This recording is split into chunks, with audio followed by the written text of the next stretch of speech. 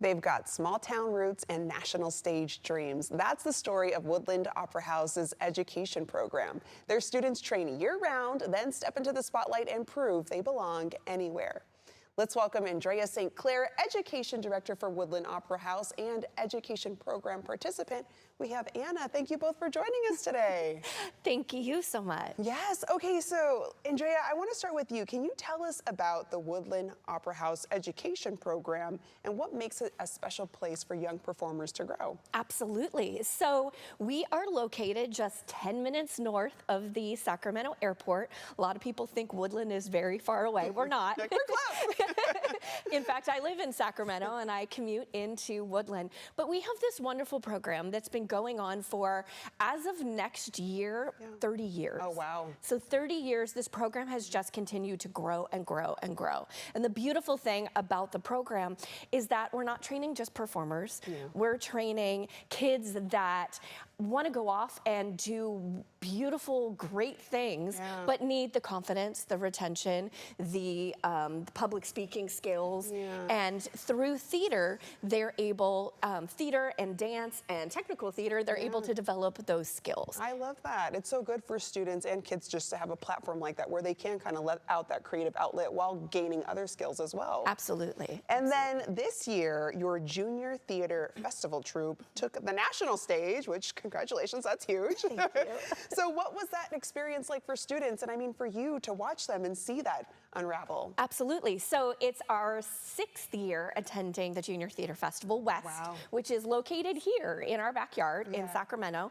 And so the beautiful thing about JTF that I like to tell people is that it is like a theater kid, a theater person's Disneyland. Oh, I love that. It is positive, it's encouraging. Yes, there's adjudications, but everything is developed in such a way that they develop great skills, connections, and so this year, actually, so like last year, we got to participate in a brand new pilot, Disney pilot, on the national stage there and perform it with 2 other theater companies in front of 3,000 people. Oh my God. That was incredible. So this year, our kids attended and people went, whoa, you're from the Woodland Opera House. We know who you are. And for kids who are from this small town community, it's wild. Yes, it's wild. I mean, Anna, we got to bring you in because you've been a part of Woodland Opera House, their educational program, since you were 8 years old. Is that correct? And how old are you now? I'm 17, almost 18. Gosh, okay, so almost 10 years a part of this. What has the experience been like for you? Yeah, theater is just such a magical place where you have all of these kids from like so many different perspectives and walks of life,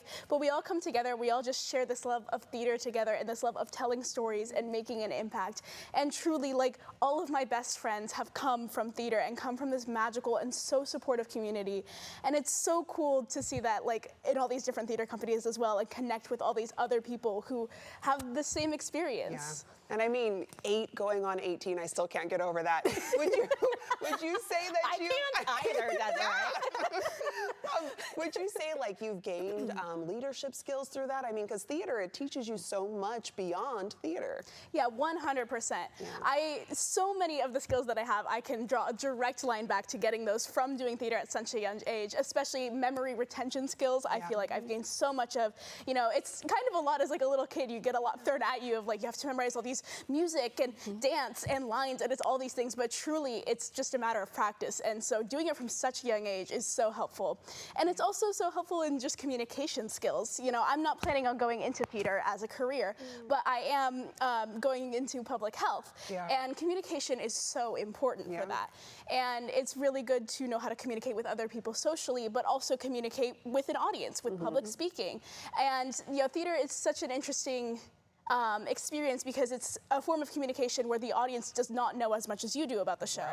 And that's a very specific type of communication that you can't really get doing anything else, but it's applicable to a lot of things, especially as a future scientist. Yes. Oh, I love that. Well, we're going to be looking out for you because, again, 8 going on 18, 18 going on 28. We're going to see what you're up to next. Thank you both for joining us today. Oh, before I let you go, I understand you have some upcoming performances coming up. Can you tell us a little bit about The Crucible and the Billy Elliot, the musical? Absolutely. So we're doing The Crucible, which opens on March 20th for 3 weeks. And then we have Billy Elliot the musical, which I happen to be directing. So a little snap for that. And that runs May 1st through 16th. And both are about courage, staying true to one's identity, really that kind of advocacy and learning. One's a classic, of course, a classic play, because we don't just do musicals. And the other, of course, about a young boy venturing into the arts amidst a community that is not supportive of that. So both are very relevant today, really exciting. All of that information can be found on our website, so I encourage everyone to go and check that out. Perfect. Both of you, thank you so much for joining us today. We appreciate it. Absolutely. Thank you. Of course, I'm going to let our viewers know where they can go for more information about their year-round education program for students. You can visit woodlandoperahouse.org.